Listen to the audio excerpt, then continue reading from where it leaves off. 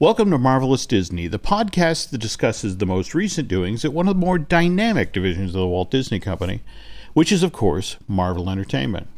My co-host, the amazing Aaron Adams, and I are recording this on Tuesday, December 10th, which means, what? We're 5 days out now from the season 1 finale of HBO's Watchmen. Lots has happened since last we talked, Aaron. Secret identities have been revealed, which has led, at least in my case, to even more questions about what's going on here and, more importantly, what happens next. We have our season 1 finale coming this Sunday. What do you expect to happen?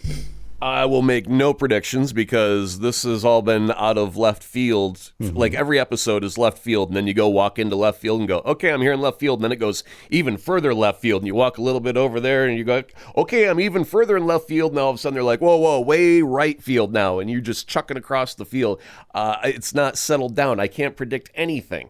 So I'll just say that the most recent episode, A God Walks Into a Bar, has been my favorite so far. Mm-hmm. It does feature Dr. Manhattan. Mm-hmm. And for the ladies, you get a good lick at Long Island, if you know what I mean.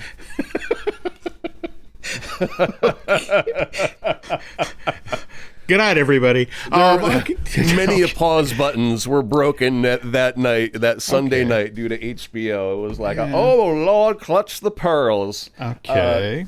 So anyway, it was a lot of fun because if you're a fan of Doctor Who and the wibbly wobbly, timey-wimey, there was a lot of that. And that was a lot of the payoff of the thing was...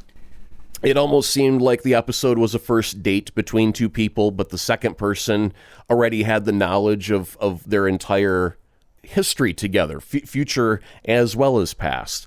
And the other portion of the date was their first time meeting this person. So then you do a time jump and you get to see the payoff of what Dr. Manhattan knows. So it was a lot of fun. I don't want to give anything away, but we do end up with a very huge chicken or egg scenario, which came first.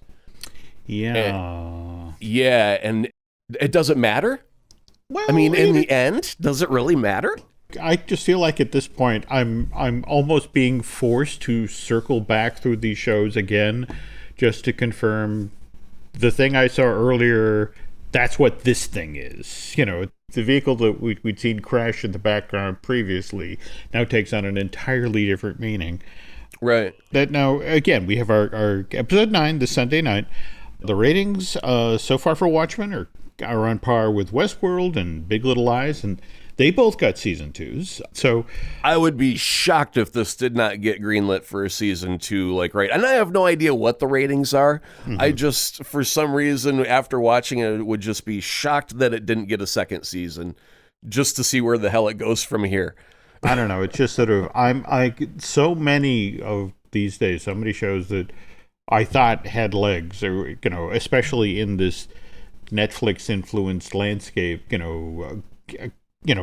2 and are done. So I guess again, I'm a little concerned. I'm waiting on that renewal. And now, speaking of things that seem to be doing great in the ratings, over on the DC side of the street, we've had the CW launch their Crisis on Infinite Earths programming event. So that started this Sunday night on Supergirl, continued just last night on Batwoman, and then the third of 5 episodes of this program event is tonight, Tuesday, December 8th, on The Flash. And then we have to wait till January 14th for all of this to wrap up on, I guess that night they're going to spread it over 2 episodes, The Arrow and Legends of Tomorrow, and I guess you're deliberately holding off on this. You want to binge this all in one pile, right? Or yeah, I don't have the ability to watch all of the DCU on TV according to schedule. I'm just going to have to sit it out until they wrap up the whole thing and it's all available for streaming, and then I can pick out a weekend to sit down and watch, a couple episodes, because they bounce around. It'll be like Supergirl episode 1 will be the start of something, and then you'll have to watch Batwoman, and then you'll have to watch Arrow, and so it bounces around. So I'm just going to have to wait until it's all done and then just watch it digitally whenever I get the chance later on down the road. But I'm looking forward to it. It'll look good. Yeah. Now, what fascinates me about this particular Crisis on Infinite Earth is that if you actually drill down into the history of this, the 12 comic, the story that was done in 85, 86, it was bold storytelling, involving hundreds of characters from the DC archive. But at the same time, what I love about this is it was actually sort of a housekeeping aspect to it, right? Yeah, and I think both Marvel and DC have kind of gotten into this routine where every once in a while you got to do this big, huge universe-involved event where everybody shows up to the party. It's not just, Spider-Man and Daredevil hanging out on a rooftop one Tuesday night. It's like everybody in the whole universe has to show up. And the cool thing is, I think, that over years and years, you have these huge epic characters, but you also have different writers and different artists that have their take, and some of them last for decades. There will be moments of inspiration in costume design that will take hold in one artist, and they'll extend it and do something a little bit different, and then all of a sudden years later someone will radically change the design or the look or the feel. And so now you've got all these different interpretations of Superman and Batman and Wonder Woman that you've grown up with over decades of storytelling, and then you just have all these different plot threads, right? Because you've also got all these different writers that tell their stories over the years and whatnot. And somehow, eventually, you just got to kind of tie it all up into a neat little ball so you can throw it all over your shoulder and start over. That's kind of what it is, right? That's kind of an apt analogy. I can get behind that, Yeah. So that's kind of what that is it's like, here's all these different flavors of Batman and Superman that you loved, and we'll just say they're from different universes, and we'll put them all together in this one big, huge, epic battle, and boy, won't we have fun doing it. And who cares what the outcome is? It's just, let's have a clean slate. Let's start over with our storytelling with some fresh, bold ideas that we've been cooking up in the background while we get on with this.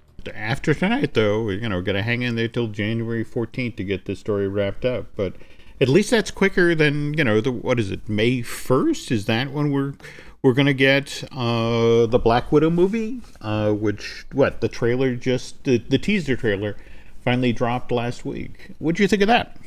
I'm okay with it. I'm not like over the moon. There's like fun moments, and I'm cool with the fun moments. There's reveals, there's things I'm thinking that things are going to happen, but I can't talk about them just yet because we're going to save that for later. But overall, I love the Red Guardian character. That he's a polar opposite, so to speak, politically, I guess you would say, of Captain America and what he is. But I mean, if you look at the two costumes side by side, because he's got a star on his chest, it's just in red costume, whereas Cap would be in blue, and they got the same helmet. It's just, the Russian dude's got a big, huge beard, and he's got a little bit of a belly, I guess, nowadays, because he's not as fit as he used to be, whatever. I think it looks great. I think it looks like a lot of fun. From my side of the fence, I guess, after following this project for a number of years now, and one of the more interesting things that Kevin Feige has said about this film in the past is this is he likes to describe it as the Marvel Cinematic Universe equivalent of Better Call Saul, the Breaking Bad prequel that developed a life of its own. But for me, I guess what's intriguing about it is we now sort of know where the story starts off, and I guess that, as I understand it, it starts off right after they now call this the Clash of the Avengers, that's seen in Captain America: Civil War at the Leipzig airport. After that, later in the film, we actually go to the Raft, that offshore prison that the U.S. government has built for individuals with enhanced abilities. And, we see Clint Barton in there, Hawkeye. We see Sam Wilson, Falcon. We see Scott Lang, Ant-Man, and even Wanda Maximoff, the Scarlet Witch. But we don't see, Natasha. We don't see the Black Widow. And given that she's the one who, at the tail end of that battle switches sides, that effectively tells Black Panther, he said, I'd take you to him. I didn't say I'd let you catch him.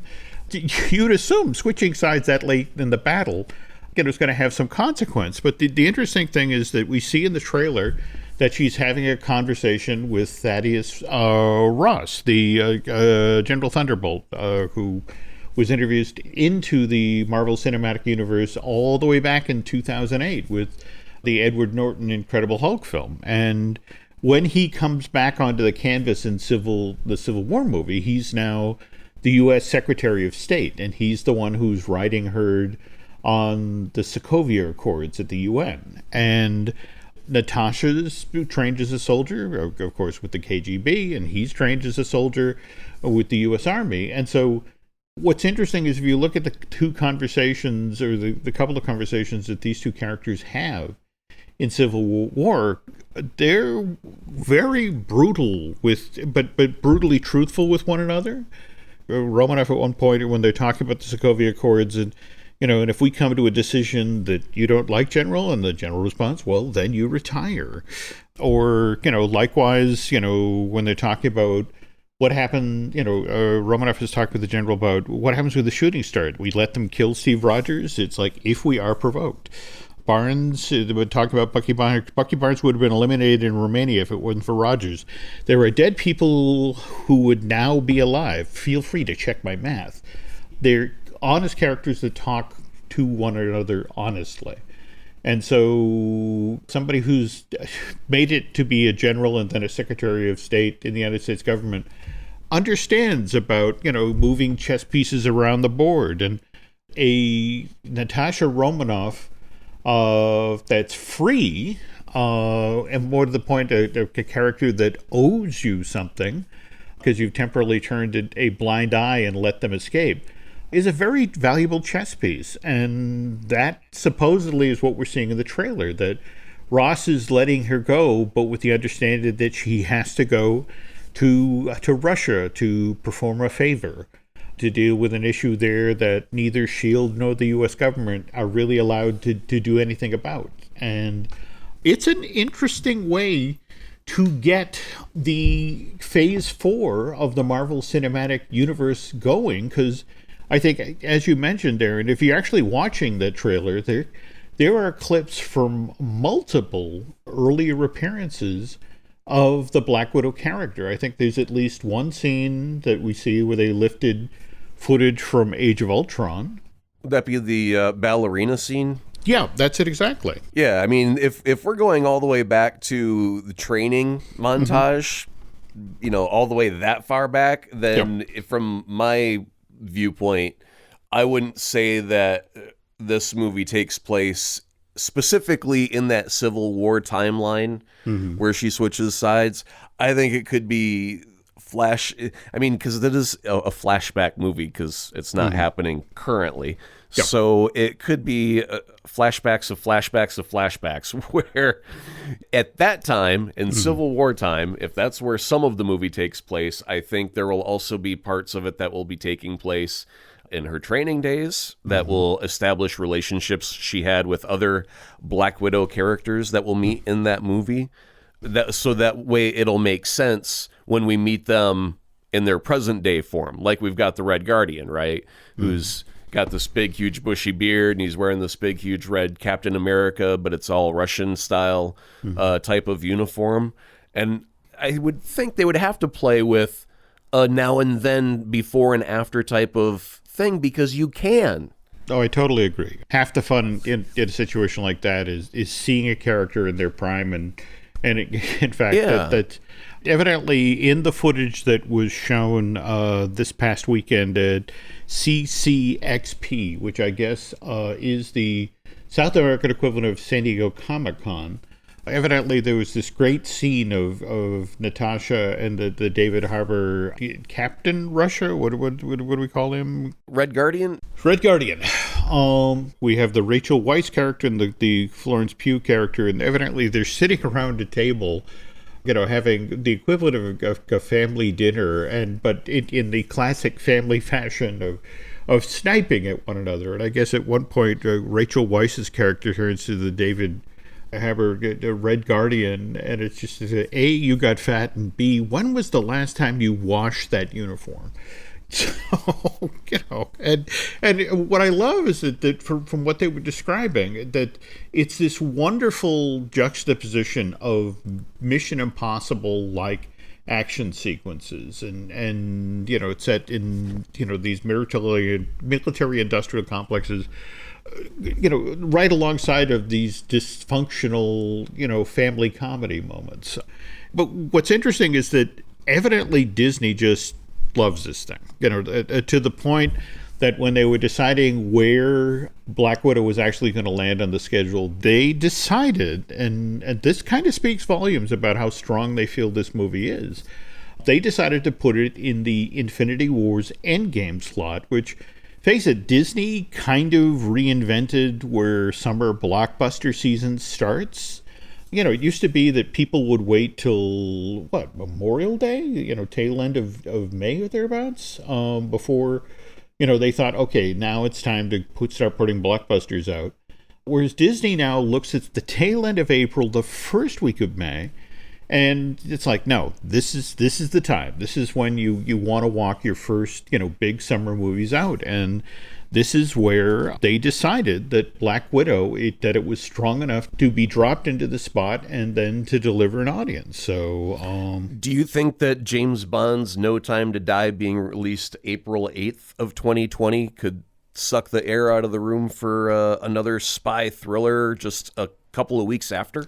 You are probably not wrong. That is kind of an interesting observation. In fact, Drew and I were just talking yesterday when we were recording a new Fine Tuning about the fact that, for example, Frozen 2 has been the number one film in the country for 3 weekends in a row. But starting this coming weekend, you have Jumanji: The Next Level that arrives in theaters February 13th, and then the week after that, you've got Star Wars Episode 9, The Rise of Skywalker, arriving on the 20th. And that's, kind of building a brick wall behind a brick wall, just sort of like when it comes to the family audience. Face it, they're going to pivot to the newer project. They've enjoyed Frozen 2, but, they aren't necessarily, that's the thing. I guess I don't see this Frozen being like the first Frozen, which 6 weeks after it was released to theaters, it suddenly became the number one film in the country again, and it actually stayed in theaters from late November all the way through March. Wow, I hadn't seen that. Holy cow. That's interesting. But I wonder if they decided, looking at old craggy Daniel Craig at this point, whether that Scarlett Johansson, she'll do fine there. And it's like, I think, given that the other hit film that's out in the country right now, what is it, Knives Out? Yeah. Starring Daniel Craig and doing quite well. I think that there might be some sleepless nights ahead at Marvel and Disney. But again, Disney's exuding confidence, and Kevin Feige is exuding confidence, and in fact, he said some very interesting things over the past couple of weeks or so, hasn't he? Oh, yeah, I've got a laundry list of stuff, the politically correct stuff that Feige said. Mm-hmm. I was going to call it, we need to talk about Kevin, but I found out that was a movie.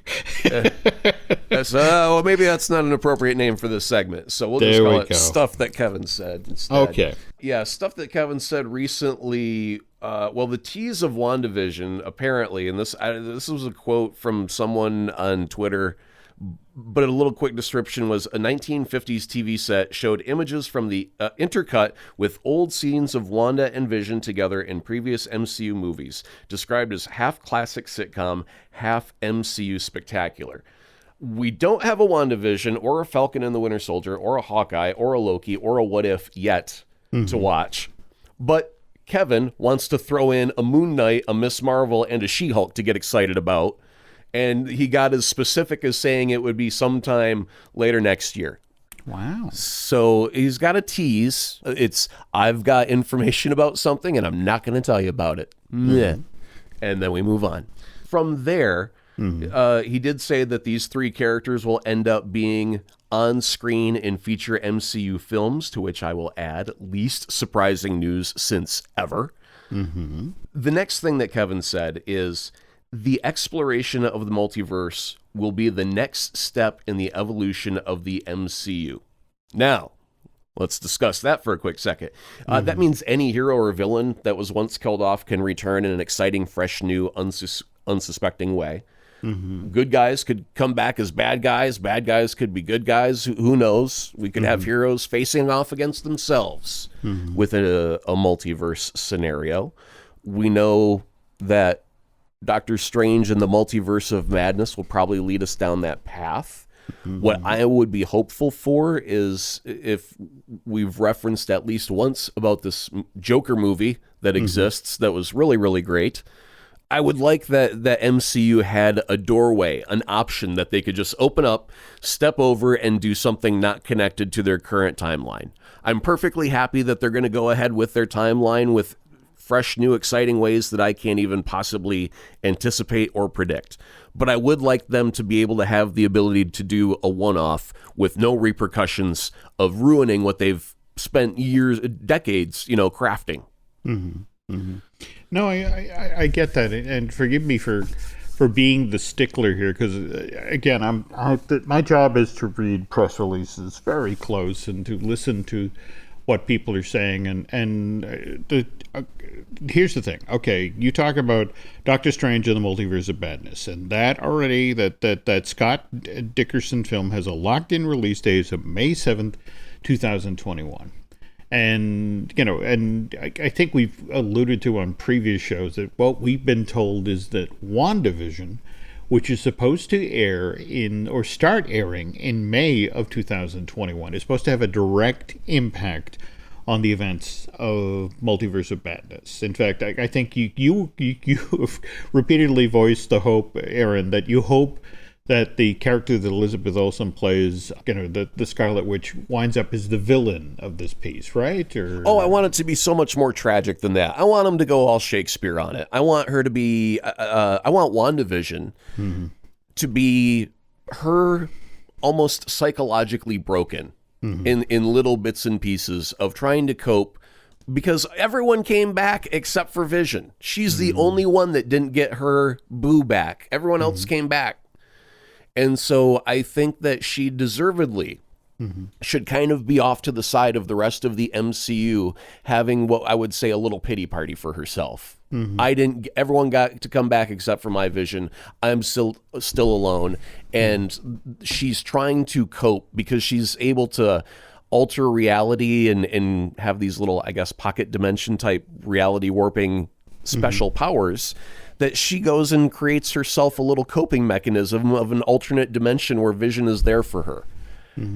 And she gets just psychologically twisted, broken, and spit out the other side of the meat grinder. And in Doctor Strange, we've got two heroes that we love who are colliding with magic and having this huge mega battle. And honestly, I don't know who I would want to win in that scenario, because I love them both, right? That's epic. That's not just a villain with a, Killmonger was a great villain because you were able to understand him. Well, Scarlet Witch, we've known from the beginning. We've known that she came from a rough background. We know where she had great loss. And if she were to be broken and tragically so, and becomes the bad guy, you'd be rooting for her to have a redemption moment, to come back into the light. The whole time you're just rooting for her to come back and have a moment in the sun. But you need Doctor Strange to take her out in a way that won't, kill her off. We got to keep her. So, how do they do it? It just boggles the mind of possibilities, and I'm just so excited for it. Okay. But yeah, I want her to be a villain. Okay. Well, no. I get that. And from an acting point of view, that tragic arc would have to be fun. And those of us who've been watching Disney Plus and so enjoying what they've done to date with The Mandalorian, there's, it just sort of projecting onto, wow, if they could do something that was this sort of storytelling, but with characters like Wanda and Vision or Loki or that sort of thing, and then have them. But for me, it's the dismount. It's going from this television property that tells the story so well in long form, and then dismounting into the film for the audience to be able to pick that up. I mentioned once a couple of shows ago, I think that entertainment is changing thanks to our streaming world. And I think because Disney is handing us Mandalorian one episode every Friday, they're good. I like that they're pacing out my chocolate treats one per week instead of giving me an entire bag to binge on in an afternoon. So it helps with their timing. They can plan a schedule better. But I also think that they're going to end up learning a language where the series on Disney Plus is the sentence and the movie is the exclamation mark that caps it off. Ooh. You know what I mean? I like that analogy. Okay, cool.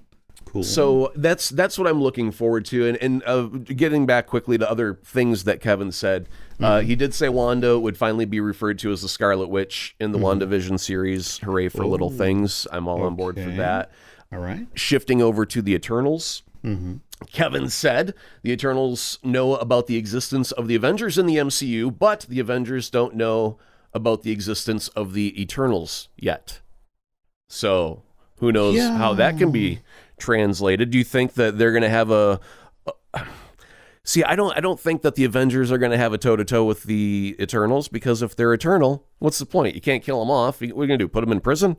Give them a life sentence? No. Well, I'm intrigued by the way the Eternals have been described to date. Well, it's this alien race of almost godlike beings. What is the phrase that supposedly came out of the footage that was shown at CCPX? That they're going to affect. This world has been good to us. It's now our turn now to protect it. So I think the very thing you were discussing there, that what if the Eternals suddenly reveal themselves to the Avengers, that like, we've been here the whole time, and you're now finally facing something that maybe you need our help with. Which could only mean Galactus. Prediction. No, I'm sorry. Galactus 2020. I could get on board with that. I'm almost happy with the idea, and I don't think this will happen because I've made a ton of predictions that never came to fruition, but I like the idea of the Eternals seeding the X gene in mankind. Like, the Avengers aren't enough. We need more protection, so let's seed the X gene, and that's where our X-Men start coming from. Well, I guess what intrigues me, especially with the kind of 1-2 punch we're looking at next year with Black Widow and the Eternals, that face it, what we've been talking about with Black Widow is almost a Russian nesting doll of storytelling, something that will potentially start in Civil War, but go back to when Natasha was training, but at the same time, just a fluid story from a time point of view. Whereas when we get to the Eternals, this has been described as a story that plays out over like 3,000, 4,000 years. Is that 7,000 is the number? Yeah. Oh my God! And just from an art direction point of view, how do you pull that off? And more to the point, how do you finally get to the point where when this syncs up with the world that the Avengers are currently in? Yes, how do you do that reveal? Also, there, from stuff Kevin said, that there may be connections to Thanos in the Eternals, given his ties to cosmic beings in the comics. So if you want to take your Russian nesting doll one movie further, it looks like maybe the Eternals will be able to fit all of Infinity War inside of it if they do a good enough job of connecting their threads. Now, speaking of Thanos, when Aaron and I get back from this commercial break, we're going to talk a little bit about the book that you referenced in our last podcast, and that was The Art of Avengers Endgame. This episode is brought to you by Marqeta. When it comes to your payments provider, you can't afford to compromise. Marqeta's modern payment solutions flex with your business without the trade-offs. Stable and agile, secure and innovative, scalable and configurable. If they say you can't have it all, don't believe them. Your business demands more. Choose a payments provider that delivers more. Choose Marqeta. Visit marqeta.com/Spotify to learn more. Optimism isn't sunshine and rainbows. It's fixing things, changing the way we fix things. It's running the world on smarter energy.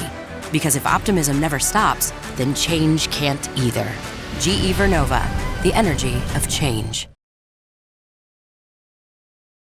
Before we get started here, like, in a weird sort of way, this is the gift guide portion of the show here, folks. And you came across this great set of figures that actually, oddly enough, kind of ties in with all the Black Widow stuff we were just talking about. Yeah, and this is one of those things where there's something always in the back of my head that says, there ain't something right about this, and I don't know what it is yet. And I think I finally cracked that little nut. So here we go. It's a link that I sent with some toys, and if you are familiar with Marvel toys, you are then probably familiar with their Build-A-Fig series, where you have, 5 or 6 different normal-size figures, and that one figure will come with a right leg and another figure will come with a left leg, et cetera, and you build a larger figure out of, if you collect the entire set. So the new Build-A-Fig series is out. The Build-A-Fig for this one is the Crimson Dynamo. And whether he ends up in the Black Widow movie or not, I have no idea. But he's one of the Russian characters, so it's fitting that he be the Build-A-Fig in this scenario. The other characters, they have Black Widow, Red Guardian, Yelena Belova, Taskmaster, and they are all styled as MCU in their look. So Red Guardian looks like David Harbour that's playing him, and Black Widow looks like Scarlett Johansson, etc. However, Spymaster, Crossbones, and Winter Soldier are comic book versions of characters, and they're not really supposed to be in a Black Widow movie at all, as far as we know. So they're just characters that are loosely tied to one another. So, add them to the mix as well. That's all fine and good. The one thing I've noticed out of all of this finally is, where's Hawkeye? And the thing that I'm starting to, and this is one that I'm hoping for. I'm really, really hoping for this to be true. And I'll probably be wrong. Like 99.9%, I'm going to be wrong on this. But here's fingers crossed. I'm hoping that Clint, Hawkeye, is Taskmaster. I think that's the reveal. I gotta say, it's elegant. I mean, we've had these lines in earlier Avenger movies, like, what is it? You and I remember Budapest very, very differently. Right. I've got 6 steps to confirm this. The first one is there is still no mention nor hint of Hawkeye in the trailers or toys. And I firmly believe that he's in this movie somewhere. So if he's in it, but he's not being shown, I think there's a reason for it. I would find it nearly impossible to have Natasha on an adventure in Budapest without including Clint. I just referenced it but so again, many that's why times. That's it exactly. Just sort of like that Lego's got to click into place at some point. So, right. Yeah. Taskmaster uses a bow and arrow and also has been known to wield a sword and a shield. Well, lo and behold, Clint also uses a bow and arrow as his main weapon, and recently in Endgame had switched over to a sword and used it like a Zen master would, and we've never seen him get training, so how did that happen? If he were Taskmaster, all of a sudden that would make perfect sense. And if he's been buddies with Cap this whole time, if he were to then suddenly pick up a round shield and throw it just like Cap did, that wouldn't be all that surprising either, because Taskmaster has photographic reflexes where he sees someone do something and he can instantly do that skill of equal quality, right? Wow. So that would make sense. It would appear to be a major reveal for this villain to be a good guy. And depending on what side Natasha's on in the film, if she's on the Russian side and Russia's the bad guy, or if we're looking at it from Natasha's side and she is currently Russian, then America is the bad guy, technically speaking, in the old Cold War viewpoint of the world. So if her bad guy is possibly US, then that would make Clint an eligible candidate to come in and mess up the Russian scheme. Right? So that kind of makes sense. And then they have such different viewpoints on their adventure in Budapest. And if that line is, if this looking back goes further back than Civil War, because remember, that line came from the very first Avengers movie. So if their Budapest scene that they're filming happens earlier than Avengers 1, then that would explain that, A, Clint was the one that brought in Natasha to S.H.I.E.L.D., and maybe this is that happening, where Taskmaster shows up, foils their plans, brings Natasha over from the Russian side to the Shield side, and then we jump ahead in time, and then we get to see the big fat Red Guardian versus the slender version, right? Because I think there's got to be a time jump in play here. If they're showing us the ballerina shots of training, I think they're going to go back to the very beginning and give us when she was a girl, she trained with this girl and this guy, and we'll understand this relationship of these young people, and then we'll jump ahead and meet them again in their new present day versions of themselves. So I think that would make sense totally. So yeah, I mean, and then it would add weight, so much more weight to that line in Avengers. And I think that Marvel loves playing with connecting their universe so much that if they had an opportunity to make a line have that much more of a payoff than it ever did before. You know, I mean, in the first movie, it was a chuckle, but it didn't have any meaning. Now, if we put some meaning behind that chuckle and you rewatch Avengers, you go, instead of being a chuckle, it's like, oh, damn. You know? That's my prediction right there, and the reasons why I think that Hawkeye could end up being Taskmaster. And I don't think anyone cares about Tony Masters. The other persona of Taskmaster is his civilian side. I just think that everyone likes Taskmaster, the character. So I don't think it'd be terrible if Clint ends up as Taskmaster. I think that'd be really cool. I like the symmetry. I like the payoff from previous story threads, and it would just be nice if this all pulled together. But again, one of the ways, you could sort of dot the I's and cross the T's here and make sure that this actually worked, folks, was if you were willing to pay out $550 for the Infinity Saga set, the 23-disc 4K Ultra HD Blu-ray set that came out back on, November 15th. And Aaron, I remember when you were talking, when we talked initially about this coming to the market, that you were kind of dead set against it because you don't like buying the same movie over and over and over again. And you seriously doubted, I guess there's one disc that's included with this set that includes deleted and extended scenes that I was kind of hoping against hope that, well, this would make it worthwhile. We'd get, all of these different colors, all these little different moments that, would give us bigger and better insights into the Marvel Cinematic Universe. And we are now, 3 weeks, almost 4 weeks since this has shown up on store shelves, and only one scene to date has leaked out. I guess it's from Infinity Wars, and it's set with the battle with Thanos. And I don't know if you've seen this yet. It's popped up online, Aaron, but does it involve Baby Yoda fighting Thanos?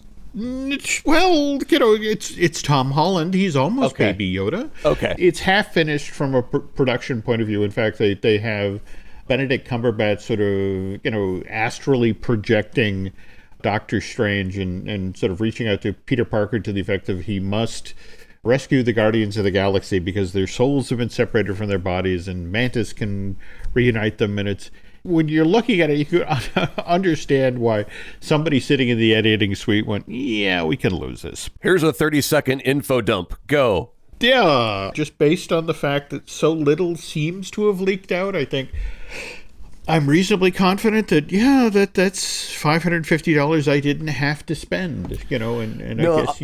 I'm going to always point to the Lord of the Rings deluxe box sets with their 2 extra discs of bonus features, because they allowed the seamstress a moment to show the inside of a gown that never saw the light of day. A camera never got to film it, but it was one of those things where they didn't know what they were going to film. So they put everything into it to make it as real as humanly possible. And so this woman ends up sewing in this very elaborate stitching on the inside of a gown just in case.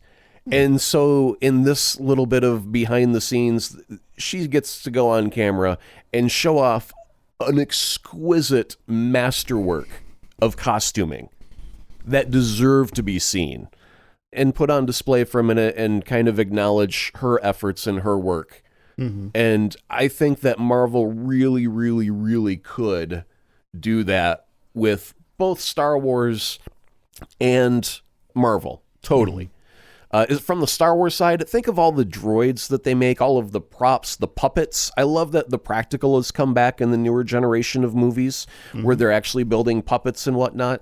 You could make a 30-hour documentary just on the puppet craft of all of the Star Wars movies. And I think that there are people that would be interested enough in loving Star Wars that they would want to see how some of these things were made and crafted. And just to republish 20-some movies with one bonus disc is the biggest insult I could fathom from Marvel, is offering me a fan going, hey, look what we got. I would expect more than that from a single movie. As far as bonus features, I would expect at least one disc from a movie to be bonus features. And you're going to give me 21 movies or whatever and one disc. BS. No way. Ain't having it. No thank you. Hard pass. Conversely, though, that you on our last show were talking about, I guess it was comicbook.com, did a promo piece about the Art of Avengers Endgame book, and they pushed off the release date. Normally, these things land in stores, say, within a month of the Marvel Studios production coming out. And this one, a full 6 months, and it was like, what's the deal? And it turns out that this one is so filled with spoilers that it was, I think they knew that if they put this book out in the same window of time, they would have sold so many more copies.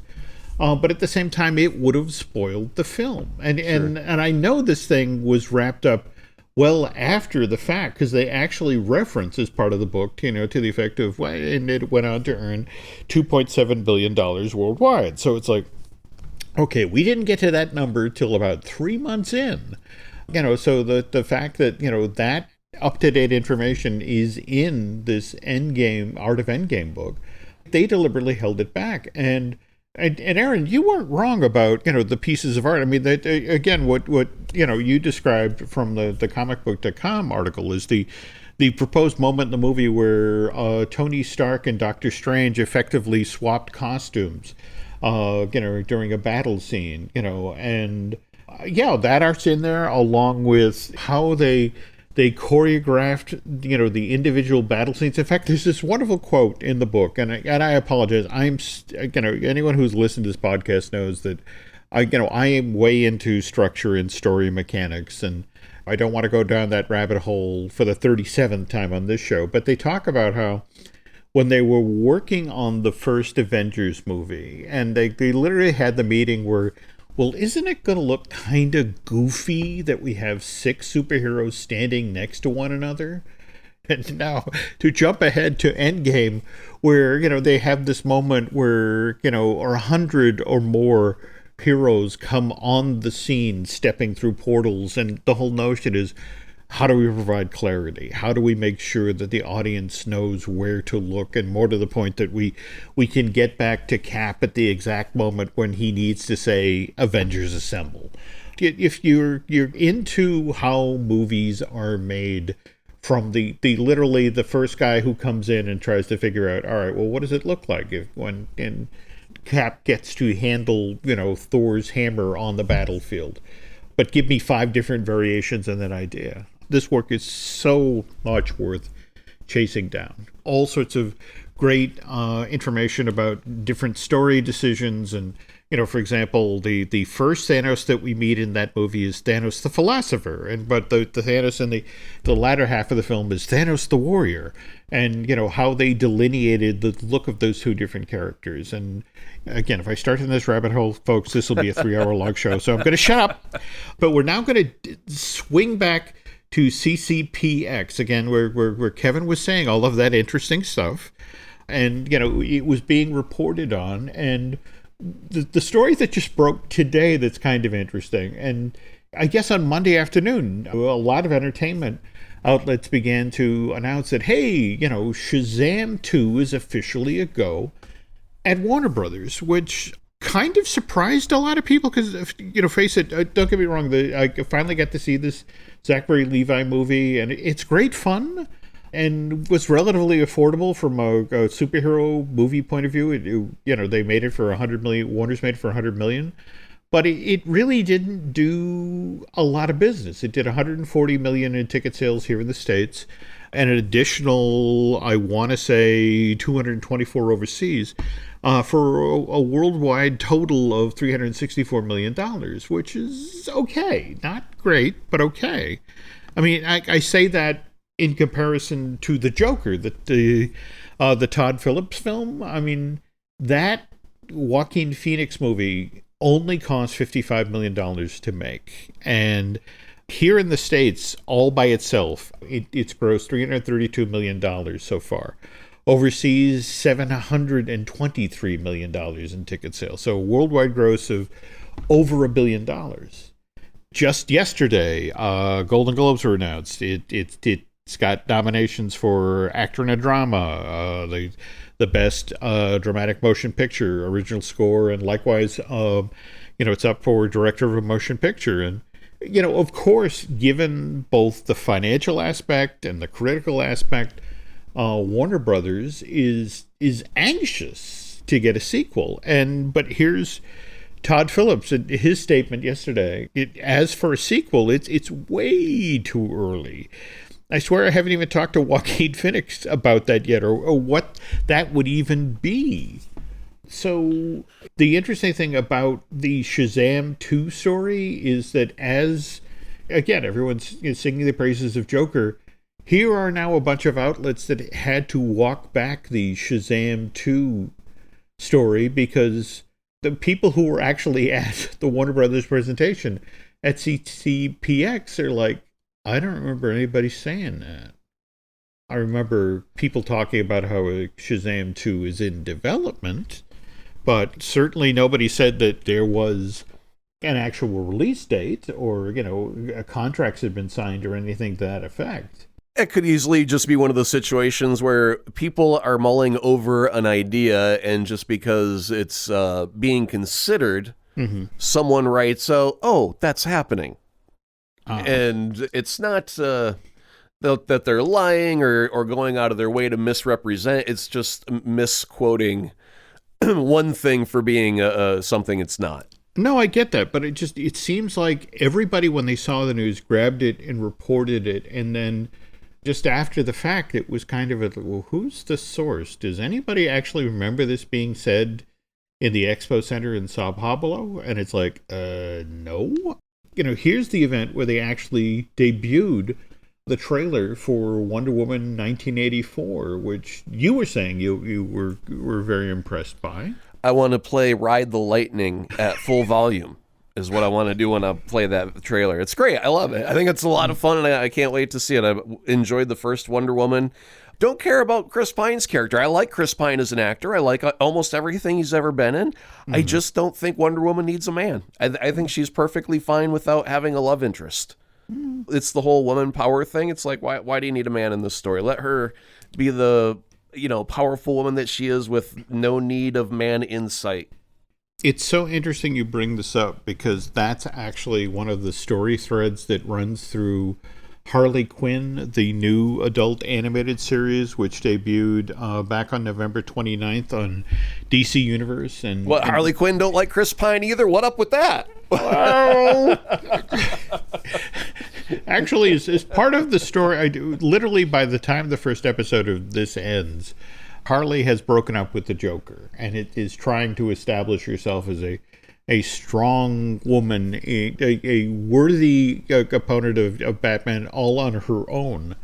I got to tell you, though, folks, again, in a weird sort of way, it's a wonderful companion piece to Todd Phillips' Joker in that it's brutal, it's bloody, it's the language is very adult, but on the other hand, it is so funny, so well written. I honestly thought that nobody could top Mark Hamill's, interpretation of the Joker, and I'm not saying... Oh, boy, now we're on shaky ground already. I don't even know what you're going to say, but I'm getting ready to put up my dukes and battle. What's going on? Alan Tudyk is the voice of the Joker in Harley Quinn. And I have to say, it was such a strong interpretation. It was so well done that the first time it's like, wow, Mark Hamill sounds different, but I really like what he's doing with the Joker. And it was only at the end of the show when I'm reading the credits, it's like, Alan Tudyk. Of course it's Alan Tudyk. But it's such a fun interpretation of the character. And I don't want to spoil, but definitely check this out. And Kaylee Kuko from Big Bang Theory is doing Harley, and she does amazing work as well. Now, I don't know if they're going to do this again. TBS just showed the first episode on December 8th. And now, mind you, in order to get at these, typically, you have to be a subscriber to DC Universe. And the next two episodes, high bar. And so you need a crew just dropped. And, we've got this Harley Quinn animated series. Then February 7th of next year, we've got Birds of Prey. And the subtitle on this one is The Fabtabulous Emancipation of One Harley Quinn. So once again, it's another story, variation of the story of this henchwoman, separating herself from the Joker. And this is Margot Robbie returning to play Harley Quinn after, having debuted playing the role back in 2016 with Suicide Squad. And the interesting thing is right now in Atlanta, she's working with James Gunn on Suicide Squad 2. I think you and I, knowing, what James did with, Guardians 2 and the original Guardians and what's supposedly in the works for 3, I mean, I really want to see what he does with this character. There's a character, I can't remember his name, but it's like Rip Off Arm Man or Arm, hold on, it's Arm Off Man? Arm Fall Off Boy. Wow. Yeah. Okay. So there's a character. I saw this a while ago and I paid it absolutely no mind. I read it out of morbid curiosity. Mm-hmm. But, Nathan Fillion has been cast as a character in the Suicide Squad movie. Mm-hmm. But nobody knows who he's playing. And somebody had speculated that he is playing Arm Fall Off Boy. And Arm Fall Off Boy's special power is, you want to take a whack at what Arm Fall Off Boy's special power is, Jim? I'm assuming it's that his arm falls off. Yeah, he can grab himself by the wrist, pull off an arm, and then bludgeon an enemy over the head with it. Oh. Right? That's what this character does. That's a wonderful superpower. And apparently Nathan Fillion is supposed to be playing that character. If this rumor is even close to true, I think it's so absurdly hilarious and that James Gunn is doing this that I will 100% thumbs up this and say, yes, it has to be true. I'm all on board for Arm Fall Off Boy played by Nathan Fillion. God, I hope it's true. Here's hoping. So let's not forget that, in addition to, these two Harley Quinn projects, of course, we've got the Robert Pattinson version of the Batman movie, which evidently has the working title Vengeance. And kind of interesting is what I've been hearing on the heels of the success of Joker. This may be, and it's Matt Reeves who's writing and directing this thing. In fact, what's kind of interesting is they're going to be shooting it over at Leavesden Studio, which, by the way, is also the home of the Warner Brothers Studio Tour in London. So that's where they have all the Harry Potter sets. So if anybody's over touring the Harry Potter exhibit and happens to see some Batman stuff, if they want to reach out to myself or Vera, we'd love to talk with you about that. I guess on the heels of Joker, they're talking about making the darkest Batman ever. And again, we were pre-gaming, Aaron, and you were like, yeah, let's do this. Well, I was talking with my friend McConnell, who joined us for our Black Panther episode and talked about that. And his hope, and I have to agree, is that he wanted a Batman to be psychologically damaged because he's out hurting people. He's out at night dressed in a costume, and then he finds a villain doing nefarious deeds, and then he breaks their bones and leaves them in a twisted little crumpled up pile in some dark alley, and then goes off away to his mansion in the morning when the sun comes up. And he's like, this is a psychologically broken human being, just as much as the Joker is. And he was hoping that if they would make him almost like a serial killer, like he's stalking in the shadows and he almost really enjoys what he does, and you make him the frightening, almost the Jason Voorhees of the movie, right? We all go watch Friday the 13th. We're not there to see teenagers. We're there to see Jason. And make Batman like Jason. let him go around and instead of a bunch of teenagers smoking pot, getting killed, having premarital sex, this time it's villains doing wrong. And justify them getting, torn up into little bits because they're bad and they deserve it, not just because they're teenagers that are doing drugs and having premarital sex.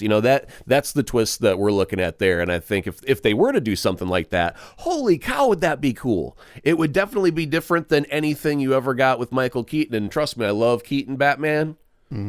But, if you want to separate yourself from everything that's come before, you got to do something different. And that's one thing they have not yet dared to do. And it would take some cojones to actually step that far into the darkness of Batman. But if you talk with folks, supposedly, the Zack Snyder version of Justice League, had some very, very, very dark stuff. In fact, supposedly, again, that's one of the reasons when Snyder had to step away mid-production because of, the tragedy involving his daughter, that, supposedly Warner's brought Joss Whedon in, and, one of the things right up front was like, please lighten this material up. This is just too dark. This is just too scary. That we can't have this, a film that's aimed at a superhero movie that's aimed at a general audience. And it's been fascinating, over the past year or so to watch, the endless campaignings, the petition.org stuff about, we want to see the Zack Snyder cut of Justice League. In fact, what's rather disappointing is the fact that Warner Brothers hired this guy for Man of Steel. How long ago was that? Has it been 10 years now? I mean, it seems like it's been 10 years. It probably isn't, but whatever. And then it does well, and they say, we would like you to be the shepherd of our DC cinematic universe. And they let him do Batman versus Superman, Dawn of Justice, and they're all fine with that. And, they continue on down this path to Justice League, and then all of a sudden, after he steps away due to a personal tragedy, all of a sudden they start getting cold feet and not trusting his judgment of the path that they set, that they asked him to lead them on so many years ago. Now at this final payoff moment, they're gonna get cold feet on the subject and have somebody say, "Hey, we don't like where this is going. Please change it drastically." Well, to be fair, though, I mean, face it, in that amount of time, we saw, what was going on the Marvel Cinematic Universe side of the street, and how those films managed to be, that had connective tissue and had, stories that were continued from film to film, but they also had characters that managed to keep a sense of humor about themselves, and even when they had dark moments, they managed to sort of redeem themselves over films. And I think that was the thing, is that here was, the folks at Warner standing and watching the Zack Snyder DC films get collectively darker and darker, and they're looking, and having less and less appeal because of that. And they're looking across the way at what Marvel's doing, and it's like, can we have something more like that? And in fact, I think but you just can't walk down a path that gets darker and darker and have it come out clown circus bright on the last turn, where everyone's like, "Hello, my honey. Hello, my darling. Jazz hands. Everybody got jazz hands." Because that just it breaks everything that you built your way towards. But it's so interesting you say that when you look at Aquaman, which came out last December, and let's face it, that film is colorful, it's funny, it's adventurous. It is. I love the octopus playing the drums halfway through. I mean, when you got an octopus playing the drums in your movie, you are okay with having a silly moment, having fun for the sake of having fun. And that's when I think that, they are doing a course correction with DC films. And that's where you see it, was in Aquaman, was where they made that change. And Wonder Woman was fine with Patty Jenkins as director. I'm sure Wonder Woman 2 will be fantastic. But to do it when a director's put his heart and soul into building something for so many years, and then to step out due to personal tragedy and have to have the company say, "We want you to change this drastically at this point," that's where we got Mustache Gate from. If that wouldn't have happened, we wouldn't have had Mustache Gate. So there's that right by itself, which word of mouth, helps kill a film. And I know that Joss Whedon did, Avengers, and he did a great job, but it's also led us now to, we also have the Snyder Cut fiasco that we now have because of this decision that Warner's made. And it was, Marvel's got a universe, we want a universe. And now that they're finally embracing the fact that Joker's its own thing, and it was going to be a one-off, and then all of a sudden it made $1 billion, and all of a sudden that tune changed to, well, we could do a sequel if we had a reason. Another $1 billion, wink, wink. They're in the business to make money. Joker made money. We're going to get a Joker too. I really think that they should have, if they were to bring in Joss Whedon, they should have said, can you get with, what material Zach has here, and can you complete it? Not change it, not alter it. Embrace whatever vision he had. And then if you have to shoot some additional material because it doesn't exist yet, then go ahead and, do what you got to do to fill that gap. But, I would look at it as bring in Joss to spackle over a wall, not tear down a wall, and then build a whole new house around it. They had a foundation, they had walls, they just need to put a roof on it, shingle it, be done, walk away. Yeah, I have to admit, it would have been fascinating to see what would have happened there if Zach had actually been allowed to finish the film as, that he had envisioned. Now, one last thought on that, Jim. Did you ever see The Exorcist Dominion or The Exorcist The Beginning? Ooh. If you ever get a chance, if for the movie nerd listeners out there, watch them back to back. It is, everyone knows the famous Exorcist movie, right? The Friedkin, yep. Yep. This was going to be the prequel to that. And they got halfway through and they fired the director. And then they hired a new guy in and they took whatever they had and then they did something different with it and brought the actors back after a year and said, okay, same character, but now this is your motivation and go. And so the actors played two different versions of the same movie. And so they put out the studio version, right? Came out first and it bombed. It bombed so bad, didn't make like a cent. And then after 10 years went by or whatever, they went, hey, let's go finish up what we had of the other version and see if we can make any money off of that. And they put that out on DVD and that also bombed. And what we could find out is if you get the Snyder version, you might just find out that both versions of the Justice League sucked. That's the risk you have to pay because both of those Exorcist prequels were a bad idea. It doesn't matter which version you watch, they're both bad movies. So you can always hope that it was a better movie on the other side, but it doesn't guarantee that just because it's different doesn't mean different's better. I guess what's kind of ironic about this whole situation, again, is that we got the Aquaman movie came out in December of last year and made $1 billion.